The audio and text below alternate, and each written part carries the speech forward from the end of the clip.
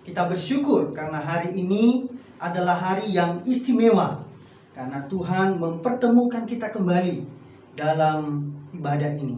Sebelum kita mendengarkan firman Tuhan, mari kita berdoa. Terpujilah Engkau Tuhan, kami mengucap syukur karena Tuhan yang telah menolong kami. Kami pada pagi hari ini mau merenungkan kebenaran firman Tuhan. Seluruh kehidupan kami, bahkan perenungan kami serahkan ke dalam tangan Tuhan. Biarlah Engkau sendiri yang memimpin, mengarahkan kami dengan pimpinan kuasa Roh Kudus, sehingga kebenaran firman-Mu ini sungguh memberikan kami kekuatan, sukacita, bahkan terlebih meneguhkan iman kami, makin dekat, makin teguh, makin kuat iman kami kepadamu. Terima kasih Tuhan, berkati waktu ini, berkati pemberitaan firman-Mu, berkati juga hamba-Mu. Di dalam nama Tuhan Yesus, kami sudah siap merenungkan firman Tuhan. Haleluya. Amin. Bapak Ibu yang terkasih dalam Tuhan Yesus Kristus, pada pagi hari ini kita akan merenungkan firman Tuhan dari Injil Markus pasal 16 ayat 9 sampai dengan ayat yang ke-14. Dari Injil Markus pasal 16 ayat 9 sampai dengan ayat yang ke-14. Silakan Bapak Ibu menyimak dalam Alkitab masing-masing, saya akan membacakan bagi kita. Firman Tuhan dari Injil Markus pasal 16 ayat 9 sampai dengan ayat yang ke-14. Setelah Yesus bangkit pagi-pagi pada hari pertama minggu itu, ia mula-mula menampakkan dirinya kepada Maria Magdalena. Daripadanya Yesus pernah mengusir 7 setan. Lalu perempuan itu pergi memberitahukannya kepada mereka yang selalu mengiringi Yesus dan yang pada waktu itu sedang berkabung dan menangis. Tetapi ketika mereka mendengar bahwa Yesus hidup dan telah dilihat olehnya, mereka tidak percaya. Sesudah itu ia menampakkan diri dalam rupa yang lain kepada 2 orang dari mereka ketika keduanya dalam perjalanan keluar kota. Lalu kembalilah mereka dan memberitahukannya kepada teman-teman yang lain. Tetapi mereka pun, teman-teman itu, tidak percaya. Akhirnya ia menampakkan diri kepada ke-11 orang itu ketika mereka sedang makan. Dan ia mencela ketidakpercayaan dan kedegilan hati mereka. Oleh karena mereka tidak percaya kepada orang-orang yang telah melihat dia sesudah kebangkitannya. Bapak Ibu yang terkasih dalam Tuhan Yesus Kristus, firman Tuhan pada pagi hari ini kita merenungkan di bawah satu tema ketidakpercayaan atau tidak percaya. Bapak Ibu yang terkasih dalam Tuhan Yesus Kristus, ungkapan tidak percaya ini seringkali tanpa sengaja itu terlontar dalam respon kita atau respon seseorang ketika ada informasi terbaru atau kesaksian yang diberikan. Masa iya sih Yesus bangkit? Mana buktinya? Bapak Ibu yang terkasih dalam Tuhan Yesus Kristus, dalam pemahaman terkait kebangkitan Kristus, ada beberapa anggapan bahwa Yesus tidak sungguh-sungguh mati, tetapi hanya pingsan dan kemudian menjadi siuman karena kesejukan hawa kuburan serta kuatnya bau rempah-rempah. Selain itu Bapak Ibu, ada yang beranggapan bahwa penampakan Kristus setelah kebangkitannya ditafsirkan sebagai penampakan rohnya saja, atau sekedar halusinasi subjektif dari para murid. Bapak Ibu, hal ini juga yang berkembang dalam pemahaman terkait dengan kebangkitan Yesus dalam penampakan dirinya, yaitu tidak percaya. Bapak Ibu yang terkasih dalam Tuhan Yesus Kristus, dalam catatan Alkitab kita bisa belajar mengapa tidak percaya. Mengapa tidak percaya? Yang pertama, mengapa tidak percaya? Karena narasumber informasi yang didengar tentang kebangkitan Yesus dalam Lukas 24 ayat 10 menjelaskan identitas narasumber. Yang pertama yaitu Maria dari Magdala. Ini satu orang atau satu tokoh yang pertama kali disebut dalam Matius 27 ayat 56.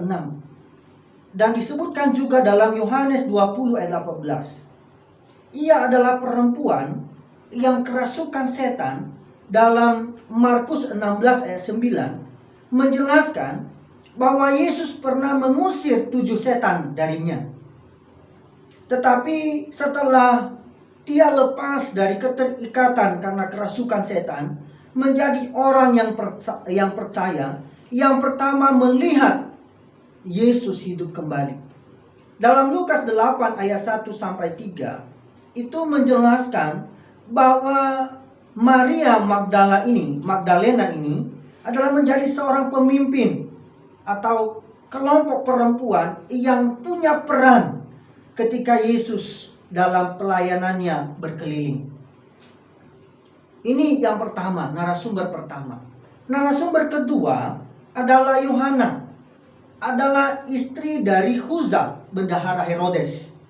Lukas 8 ayat 3 dan juga Lukas 24 ayat 10. Di sini juga memiliki peran membantu Yesus mengenai soal-soal keuangan di Galilea. Bahkan melayani melalui kekayaannya. Mereka menunjang pelayanan keliling yang dilakukan oleh Yesus dan para murid pada masa itu. Yang ketiga, sebagai narasumber ketiga adalah Maria, ibu Yakobus dan Yusuf. Dalam Matius pasal 27 ayat 56 dan 27 ayat 61 dan Matius 28 ayat 1. Dalam Markus 6 ayat 3 itu disebutkan anak Maria dan saudara dari Yakobus, Yoses, Yudas dan Simon yang disebut oleh para jemaat pada masa itu.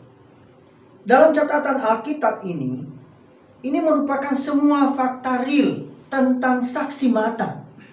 Tetapi apa yang mereka sampaikan adalah sulit dipercaya oleh para murid dan pengikut Yesus yang lain. Bapak Ibu, jika kita mencermati lebih mendasar bahwa dalam tradisi Yahudi, kesaksian perempuan, apalagi satu orang itu kurang berbobot. Sehingga wajar kalau tidak ada yang percaya. Tetapi kita melihat dari sisi jumlah sebenarnya sudah sangat memadai untuk bisa dipercaya akan berita yang mereka sampaikan dan juga mereka dengar. Bapak Ibu, perkataan-perkataan itu seakan-akan adalah omong kosong dalam Lukas 24 ayat 11. Paling tidak Bapak Ibu, kalau kita belajar dalam Alkitab, ada 3 hal yang membuat sebuah kesaksian itu bisa dipercayai. Yang pertama, para saksi harus merupakan saksi mata yang memenuhi syarat. Ini. Yang kedua, jumlah saksi harus memadai. Dan mereka juga, kesaksian ini, dalam menyaksikan itu mereka mempercayai adanya nama baik. Nah, kalau kita melihat narasumber kesaksian, maka sesungguhnya sangat memadai. Apalagi di dalam Perjanjian Lama menegaskan bahwa hanya membutuhkan 2 atau 3 saksi untuk membuktikan suatu kasus. Bapak Ibu, dalam Ulangan 17 dan ayat 6 dan Ulangan 19 ayat 15 dan juga dalam Matius pasal 8 ayat 18 ayat 16. Seharusnya Bapak Ibu, hal ini berlaku juga bagi para murid dan semua orang yang mendengarkan informasi yang disampaikan oleh Maria dari Magdala, Yohana, dan Maria ibu Yakobus. Bapak Ibu yang terkasih dalam Tuhan Yesus Kristus, kadangkala ada keraguan terhadap para narasumber dan juga sumber kesaksian serta isi kesaksian, apalagi di era digital masa kini. Saat ini konsep tidak percaya ini muncul, Bapak Ibu. Mengapa? Karena informasi atau berita yang didengar atau yang disampaikan ke permukaan atau diinformasikan kadangkala sering banyak hoaxnya. Sering banyak berita yang tidak benar. pada pagi hari ini dapat kita belajar bahwa Yesus hidup dan bangkit bukanlah berita hoax, tetapi merupakan fakta yang sudah terjadi dalam sejarah, dan itu disaksikan oleh Alkitab. Kalau kita membaca dalam 1 Korintus 15 ayat 3-8, di situ tercatat bahwa ada lebih dari 500 orang yang telah melihat Yesus setelah kebangkitannya. Artinya ini merupakan satu alasan sebenarnya tidak perlu ada keraguan. Tetapi kadangkala timbul ketidakpercayaan. Bisa jadi karena orang yang menyampaikan berita. Bisa jadi pribadi yang bersangkutan. Apalagi kalau ada hubungan keluarga. Jangan-jangan dan jangan-jangan. Ini semua sudah menjadi prasangka atau praduga. Sehingga tidak percaya. Bapak Ibu yang terkasih dalam Tuhan Yesus. Apalagi kalau ditambah dengan dokumen-dokumen lain. Seperti yang sudah saya uraikan sebelumnya. Bahwa ada yang percaya bahwa Yesus itu tidak sungguh-sungguh mati. Dia hanya pingsan dan mulai ketika dia mulai siuman. Makanya berkata bahwa kebangkitan Yesus itu adalah hal yang dia nampakkan adalah rohnya. Sehingga kebangkitan Yesus tidak dipercayai. Kita dalam masa-masa ini, kita sedang merenungkan bagaimana Yesus menampakkan diri kepada para murid dan pengikutnya. Sebenarnya kalau kita melihat ini, merupakan satu kenyataan dalam sejarah iman orang percaya bahwa ada ketidakpercayaan. Bisa jadi karena kegoncangan iman. Bisa jadi karena kurang percaya terhadap firman Allah, terhadap berita yang disampaikan. Bapak Ibu yang terkasih dalam Tuhan Yesus Kristus. Hal yang kedua, mengapa tidak percaya? Yaitu kalau kita membaca dalam Lukas 24:16, dikatakan ada yang menghalangi mata mereka, sehingga mereka tidak mengenal Dia. Bapak Ibu, kalau kita melihat dalam frase ini, kita melanjutkan dalam Lukas 24 ayat 25. Yesus memberikan penilaian. Yesus berkata, "Hai kamu orang bodoh, betapa lambannya hatimu, sehingga kamu tidak percaya." Bapak Ibu, kalau kita melihat kata bodoh yang digunakan oleh Yesus, ini merupakan bukan suatu ungkapan penghinaan. Tetapi ini merupakan ungkapan yang menunjukkan bahwa mereka tidak secara benar atau mereka tidak mempunyai pertimbangan atau pengertian atau tidak secara benar memperhatikan bukti bahwa ia harus mati dan bangkit kembali. Mengapa? Karena konsep yang dimiliki oleh dua orang yang sedang melakukan perjalanan sejauh 7 mil dalam Lukas 24 ayat 13. Kalau kita membaca, itu diceritakan begini Bapak Ibu. Yesus orang Nazaret adalah seorang nabi berkuasa dalam perkataan dan perbuatan di hadapan Allah dan di depan seluruh bangsa kami. Ini di dalam Lukas. Selanjutnya, pemahaman mereka bahwa tetapi imam-imam kepala dan pemimpin-pemimpin kami telah menyerahkan Dia untuk dihukum mati dan mereka telah menyalibkannya. Dalam Lukas 24 ayat 20. Selanjutnya, mereka memahami bahwa padahal kami dahulu mengharapkan bahwa Dialah yang datang untuk membebaskan bangsa Israel. Tetapi sementara itu telah lewat 3 hari sejak semuanya itu terjadi. Dalam Lukas 24 ayat 21. Yang keempat, tetapi beberapa perempuan dari kalangan kami telah mengejutkan kami. Pagi-pagi buta, mereka telah pergi ke kubur dan tidak menemukan mayatnya.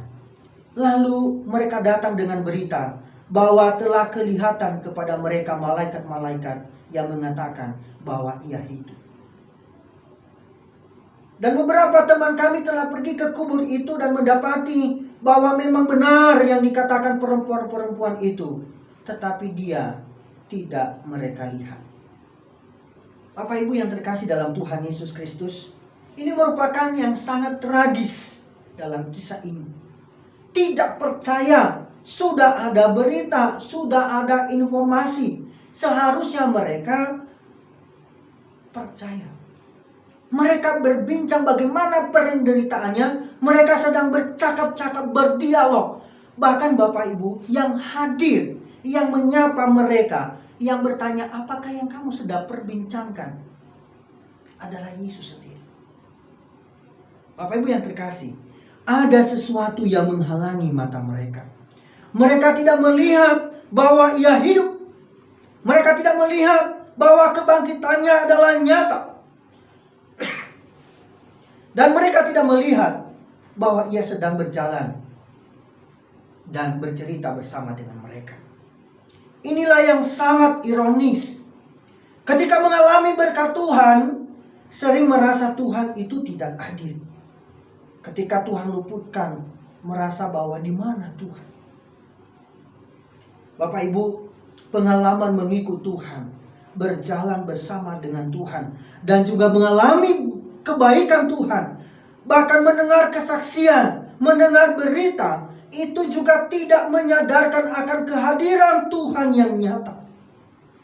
Diteruskan lagi dengan penjelasan tentang firman Tuhan, belum membuat mereka atau mata mereka terbuka, bahkan tidak mengenalnya.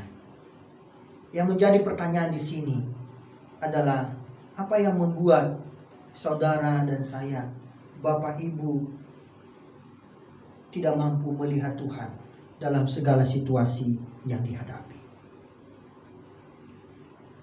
Apakah pengalaman atau perasaan atau apa yang kita alami itu mulai hambar? Mulai merasa kesepian di tengah keramaian orang? Bisa jadi ada sesuatu yang menghalangi mata rohani kita ketika melihat Tuhan. Menghalangi mata rohani kita melihat Tuhan bahwa terus menyertai. Bapak Ibu Saudara yang dikasihi dalam Tuhan Yesus Kristus, sebagai orang percaya harus menyadari dan percaya bahwa Dia adalah Tuhan, adalah Immanuel, Allah yang beserta dengan kita, hadir setiap saat. Dalam Matius 28 ayat 20. Seseorang mengenal atau tidak mengenal Yesus itu bukan tergantung dirinya sendiri, tetapi sebenarnya tergantung kepada Allah. Allah lah yang membukakan, menyingkapkan dirinya, menyatakan dirinya. Tetapi bukan hanya pengenalan kepada Yesus, tetapi juga dalam pengenalan terhadap kebenaran. Bapak Ibu, inilah alasan kedua mengapa tidak percaya. Alasan yang ketiga adalah tuntutan bukti nyata. Kalau kita melihat dalam bagian Alkitab yang lain, maka kata murid-murid yang lain itu kepadanya, "Kami telah melihat Tuhan." Tetapi Thomas berkata kepada mereka, "Sebelum aku melihat bekas paku pada tangannya, dan sebelum aku mencucukkan jariku ke dalam bekas paku itu, dan mencucukkan tanganku ke dalam lambungnya, sekali-kali aku tidak akan percaya." Bapak Ibu yang terkasih, paling tidak dalam catatan Alkitab, kalau kita membaca, sebenarnya ada 12 kali Yesus menampakkan diri. Seharusnya ini membuat Thomas percaya kepada Tuhan. Bapak Ibu yang terkasih dalam Tuhan Yesus Kristus, sikap seperti ini sering kita alami. Jika tidak melihat dengan mata, meraba secara langsung, tidak akan percaya. Kita terus membutuhkan atau menuntut adanya pembuktian. Thomas adalah salah satu karakter dalam Injil. Secara khusus dalam Injil Yohanes, dalam pasal 11 ayat 26, pasal 14 ayat 5, pasal 20 ayat 24 sampai 28, dan 21 ayat 2. Pribadi Thomas ini ialah seorang yang rasionalis, yang sangat pemberani. Berpikir rasional, bukanlah hal yang salah. Allah menciptakan dan menebus akal budi dan sangat berharga dalam Roma 12 ayat 2. Kekeliruan baru sebenarnya muncul pada saat kita menganut yang namanya rasionalisme. Segala sesuatu harus sesuai rasio. Padahal kalau kita memahami, rasio manusia itu terbatas untuk memahami semua realita yang ada, Bapak Ibu. Pemikiran yang rasionalis ini turut membentuk sikap Thomas terhadap berita kebangkitan Yesus. Ia baru percaya kalau ada bukti nyata. Memang tidak seperti para murid yang lain yang mungkin enggan mengungkapkan ketidakpercayaan dan keraguan mereka. Thomas berbicara dengan gamblang bagaimana sebenarnya konsepnya. Apa yang diungkapkan oleh Thomas itu menuntut lebih dari sekedar melihat. Tetapi ia ingin mencucukkan jarinya pada luka Yesus. Dan ini merupakan penekanan keseriusan pada ucapannya. Jikalau tidak akan. Ini menunjukkan keseriusan. Bapak Ibu yang terkasih dalam Tuhan Yesus Kristus, kadangkala kita juga memahami seperti ini. Kadangkala kita memahami konsep ketika ada informasi, ada berita, kita pasti menuntut. Mana buktinya? Apakah benar? Dicari dulu data-data atau dokumen yang mendukung. Ini merupakan satu pembuktian. Bapak Ibu yang terkasih dalam Tuhan Yesus Kristus, apa dampak ketidakpercayaan?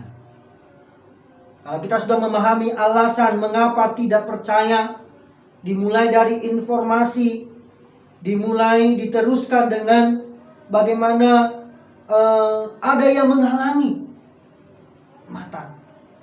Bisa menghalangi mata kita secara jasmani. Yang dialami oleh para murid adalah menghalangi mata jasmani mereka. Mereka tidak melihat kehadiran Yesus. Yang ketiga Bapak Ibu, kita selalu menuntut adanya bukti. Itu menunjukkan ketidakpercayaan. Nah, bagaimana dampaknya? Yang pertama, kalau kita melihat dampaknya dalam teks ini, Yesus mencela ketidakpercayaan dan kedegilan hati.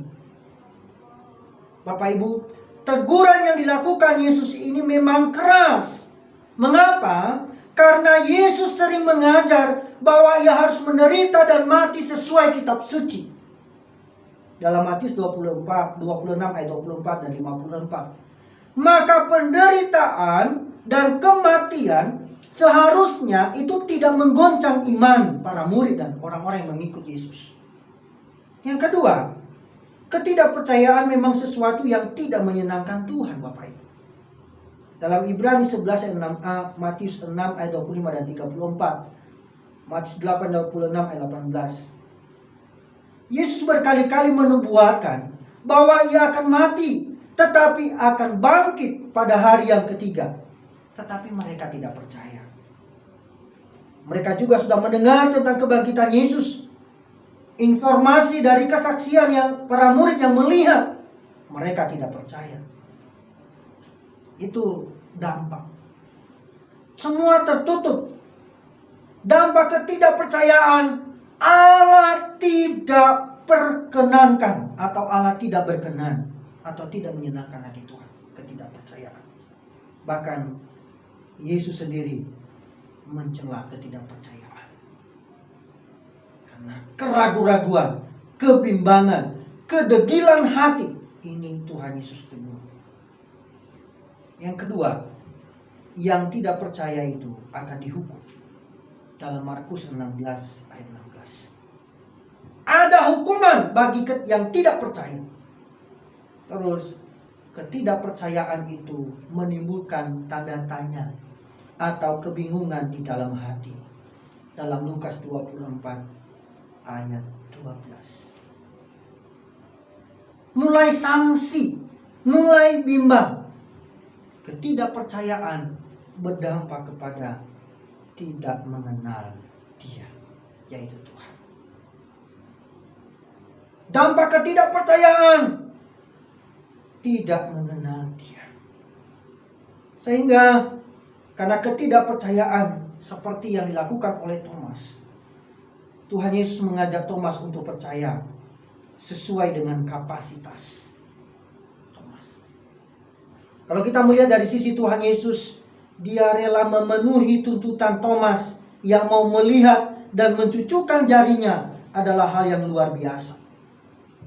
Bapak Ibu yang terkasih, ketidakpercayaan merupakan hal yang serius. Tidak percaya itu merupakan hal yang serius. Keyakinan dan ketidakpercayaan bisa muncul bersamaan. Maka Bapak Ibu perlu kita berdoa. Aku percaya, tolonglah aku yang tidak percaya ini. Dalam Markus 9 ayat 24. Kita harus sadar bahwa kemampuan kita memahami kehendak Allah, kita harus memohon pimpinan dari Tuhan. Aku percaya, tetapi Tuhan, tolonglah aku yang tidak percaya ini. Kalau kita tidak percaya, kita memohon supaya Tuhan menolong. Kalau begitu, kalau ada dampak ketidakpercayaan, maka ada dampak orang yang percaya. Dampak percaya Bapak Ibu, saya melihat ada 3 hal dalam beberapa bagian. Yang pertama, yang percaya akan dibaptis dan diselamatkan. Artinya punya kepastian bahwa mereka akan diselamatkan. Pada bagian yang lain dalam Yohanes pasal 1 ayat 11 dan 12, setiap orang yang percaya diberikan kuasa dan menjadi anak-anak Allah. Bagian yang lain dalam teks, hanya setiap orang yang percaya yang dikaruniai hidup dalam kekekalan. Yang kedua, dampak percaya itu ada tanda-tanda yang menyertai. Ada tanda-tanda yang meneguhkan pemberitaan. Kalau kita membaca dalam Markus 16 ayat 16 dan Markus 16 ayat 20. Tanda-tanda yang menyertai Bapak Ibu, mereka akan mengusir setan-setan. Mereka akan berbicara dalam bahasa baru bagi mereka. Maksudnya bukan bahasa yang berbeda, bisa dimengerti oleh orang. Tapi bagi yang mengalami karunia itu, mereka berbahasa bahasa yang mereka tidak kenal. Artinya bagi mereka itu bahasa yang sangat baru. Mereka akan memegang ular. Mereka minum racun maut, tetapi tidak mendapat celaka. Mereka meletakkan tangan atas orang sakit dan orang itu menjadi sembuh. Ini dampak kalau kita percaya. Punya kuasa, punya otoritas, dan ini otoritasnya dari Tuhan. Dampak percaya yang ketiga Bapak Ibu, yaitu berbahagialah mereka yang tidak melihat namun percaya. Jadi kalau kita percaya, itu adalah satu kebahagiaan yang kita alami, yang kita rasakan. Maka kalau kita tidak percaya, maka respon yang paling tepat yang kita lakukan adalah percayalah. Kalau kita tidak percaya, respon yang tepat yang kita lakukan, percayalah bahwa Yesus itu hidup. Dan percayalah akan penyertaannya. Kalau kita melihat dalam Markus 16:16. Selain itu, kita butuh yang namanya pengakuan secara pribadi. Ya Tuhanku dan Allahku. Thomas ketika menyadari kehadiran Yesus, dia berkata, ya Tuhanku dan Allahku. Ini sepertinya egois. Allah itu bukan milik orang lain, tetapi inilah pengakuan pribadi yang sungguh-sungguh. Ya Tuhanku dan Allahku. Ketika saudara mengalami mulai bimbang, mulai ragu, maka percayalah bahwa Yesus itu hidup. Dia menyertai hidup saudara dan saya. Kita juga harus mengakui bahwa secara pribadi Dia itu adalah Tuhan dan Juru Selamat. Respon yang lain, kalau kita sudah percaya, pergi dan beritakanlah. Apa yang dilakukan oleh ketiga perempuan melihat atau menyaksikan Yesus yang bangkit, Yesus yang hidup, mereka tidak tinggal diam. Mereka pergi dan menyaksikannya, memberitakan. Bapak Ibu Saudara dan saya juga dituntut hal demikian. Tidak hanya percaya bahwa Yesus hidup, tidak hanya percaya akan penyertaannya, tidak hanya mengaku secara pribadi, ya Tuhanku dan Allahku, tetapi juga kita harus pergi dan beritakan. Itulah yang Tuhan kehendaki. Bapak Ibu yang terkasih dalam Tuhan Yesus Kristus, dari apa yang kita renungkan ini, maka banyak pelajaran yang menarik, yang membuat kita makin teguh, makin kuat. Kalau kita sadar bahwa ada orang-orang tertentu yang mengikut Yesus hanya untuk memuaskan kebutuhan jasmani, yang penting kenyang.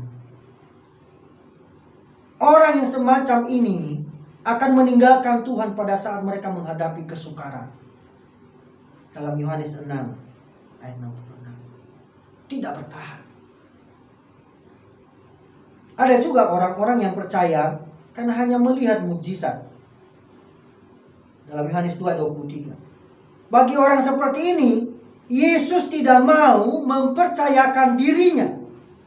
Hati mereka tidak sungguh-sungguh untuk Tuhan. Karena motivasi hanya mau melihat mukjizat, hanya mau mengalami mukjizat, tidak mau mengalami sumber mukjizat. Yang lain ada juga seperti Thomas. Walaupun keyakinannya didorong oleh mukjizat, tetapi akhirnya mengambil keputusan pribadi dari dalam hatinya. Kembali lagi, keputusan itu ada di tangan kita. Tetapi kita belajar dari firman Tuhan yang kita renungkan, bahwa iman yang paling indah yang diajarkan oleh Tuhan Yesus adalah yaitu percaya sekalipun tidak melihat. Percaya sekalipun tidak melihat. Bapak Ibu, Yesus menampakkan diri sesungguhnya adalah penyataan diri Allah secara nyata, bahwa apa yang Ia katakan ya dan amin, serta meneguhkan orang yang percaya kepadanya bahwa Ia tidak dibatasi oleh ruang dan waktu. Ia ada di dalam segala aspek kehidupan kita.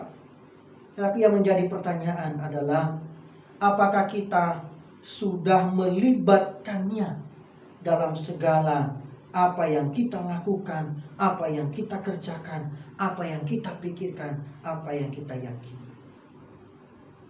Bapak Ibu, jika semua hal sudah nyata dan jelas, maka iman kita tidak hanya sekedar keterpaksaan. Mau tidak mau, percaya karena buktinya sudah ada dan tidak bisa terbantahkan. Mengapa? Yesus itu bangkit, Yesus itu hidup, dan Dia menyaksikan dirinya di depan semua orang. Dari perenungan awal tadi saya sudah katakan bahwa pada akhirnya dicatat oleh Paulus dalam Korintus, ada lebih 500 orang melihat Yesus itu hidup setelah Dia bangkit. Artinya Bapak Ibu, ini merupakan pengharapan. Mengapa Bapak Ibu? Kalau kita menyangkal kebangkitannya, berarti kita menyangkal juga iman bahwa Yesus itu hidup. Tapi mari kita teguh dan kuat di dalam iman. Kita harus menanggalkan ketidakpercayaan kita. Kita harus teguh, bukan ragu-ragu. Kita harus yakin apa yang Tuhan nyatakan, bukan menuntut bukti. Apa yang diajarkan oleh firman Allah sangat jelas, bahwa tidak perlu melihat, kalau percaya itu yang paling bahagia. Karena berbahagialah orang yang percaya sekalipun tidak melihat. Percayalah bahwa Yesus itu hidup. Percayalah dalam segala situasi dan kondisi yang kita hadapi saat ini, Dia tidak pernah meninggalkan kita. Jangan sampai situasi dan kondisi yang sedang kita hadapi. Di masa-masa tidak bisa bertemu, kita mulai undur. Pasti nanti online juga. Pasti nanti live streaming. Kita bisa dengarkan. Bapak Ibu, Tuhan tidak menuntut kita untuk sempurna, tetapi Dia menuntut hati kita, motivasi kita. Jangan sampai motivasi kita membuat kita tidak percaya, membuat kita undur dan berhenti. Sehingga persekutuan dengan Tuhan, persekutuan dengan orang percaya, bahkan dengan firman Tuhan sudah mulai pudar. Tapi percayalah bahwa Tuhan Yesus itu hidup. Maka berbahagialah saudara dan saya yang percaya kepada Yesus Kristus yang hidup. Amin. Mari kita berdoa. Segala puji dan syukur kami naikkan di hadapan-Mu ya Tuhan. Kami bersyukur karena kebenaran firman Tuhan pada pagi hari ini boleh menguatkan kami, meneguhkan kami kembali. Kadangkala kami ragu, bimbang, khawatir, cemas, takut. Tapi pada pagi hari ini kami diingatkan kembali supaya ketidakpercayaan, keraguan kami tanggalkan. Tapi kami sungguh percaya kepada firman Tuhan, sungguh percaya kepada Yesus Kristus yang hidup, yang adalah jawaban dari setiap pergumulan persoalan kami. Setiap kami yang merenungkan firman Tuhan pada pagi hari ini, Engkau yang memberkati, meteraikanlah firman-Mu dengan kuasa Roh Kudus, memberikan pemahaman, meneruskan, menguraikan di dalam hati kami masing-masing. Sehingga firman Tuhan ini boleh kami pegang, boleh kami didorong, dimotivasi, bahkan menjadikan gaya hidup kami. Berkati hamba-hamba-Mu, berkati jemaat-Mu dimanapun mereka berada, dalam posisi apapun, kami percaya tangan Tuhan yang menyertai. Terpujilah Engkau, dalam nama Tuhan Yesus kami berdoa. Haleluya. Amin. Bapak Ibu yang terkasih dalam Tuhan Yesus Kristus,